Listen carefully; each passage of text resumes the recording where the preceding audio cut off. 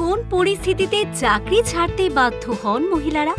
সন্তানের জন্ম তার জীবনের প্রথম বড় পরীক্ষা, আর বাবা মা কিংবা সেই স্থানীয় মানুষের দীর্ঘমেয়াদী জটিল অসুস্থতা। তার মতে এই তিন পরিস্থিতিতে পেশাগত প্রতিশ্রুতি ভুলে মহিলারা বাধ্য হন চাকরি ছাড়তে। কিন্তু বোর্ডরুমে মেয়েদের কর্মদক্ষতা আর আধিপত্যকে অস্বীকার করার সাধ্য নেই। নিজের কাজের দুনিয়ায় তিনি বোর্ডরুমের তাপমাত্রা এমন রাখার নির্দেশ দিয়েছিলেন যাতে শাড়ি পরে ঠান্ডায় কাঁপতে না হয়, আবার কোট পরে ঘামতে না হয়। কর্মক্ষেত্রে নারীবাদ পুরুষবাদ নয়, কর্মবাদকেই সবচেয়ে গুরুত্ব দিয়ে এসেছেন তিনি।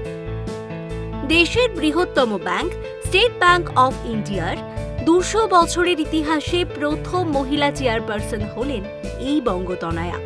২০২৫-এ পদ্মশ্রী পেয়েছেন state bank of India SBI এর প্রাক্তন চেয়ারপারসন অরুন্ধতী ভট্টাচার্য।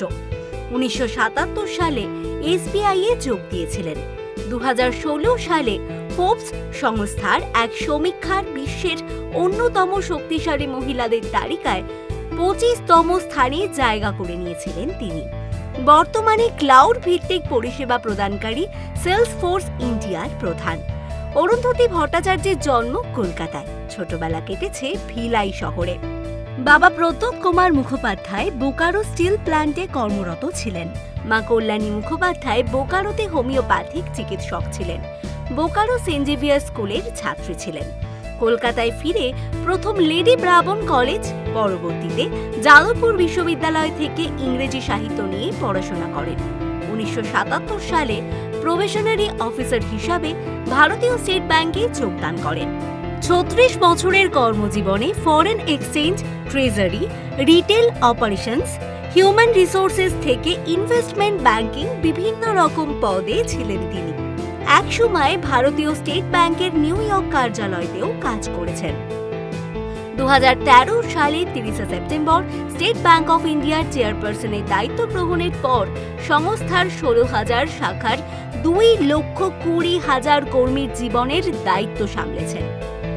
দেশের বৃহত্তম ব্যাংকের মহিলা কর্মীদের সুবিধায় বেশ কিছু নতুন নিয়ম চালু করেছিলেন তিনি।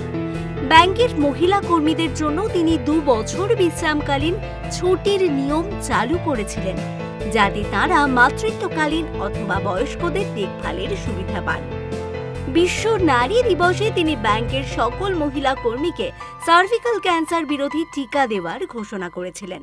২০১৪ সালে বিশ্বের সবচেয়ে ক্ষমতাশালী মহিলাদের তালিকায় তিনি ছিলেন ৩৬। তাঁর ঠিক আগেই ছিলেন রানী দ্বিতীয় এলিজাবেথ। অরুন্ধতী ভট্টাচার্য বিশ্বাস করেন, মাটির কাছাকাছি থাকাই জীবনের যাবতীয় সাফল্যের চাবিকাঠি। আন্তর্জাতিক শ্রমজীবী নারী দিবস প্রাক্কালে বাংলা তথা ভারতের গৌরব অরুন্ধতী ভট্টাচার্যকে জিও বাংলা জানায় আন্তরিক শুভেচ্ছা। এরকম আরো অনেক ভিডিওস দেখার জন্য নজর রাখুন আমাদের চ্যানেলে। পাশে থাকা বেল আইকনটি ক্লিক করতে ভুলবেন না।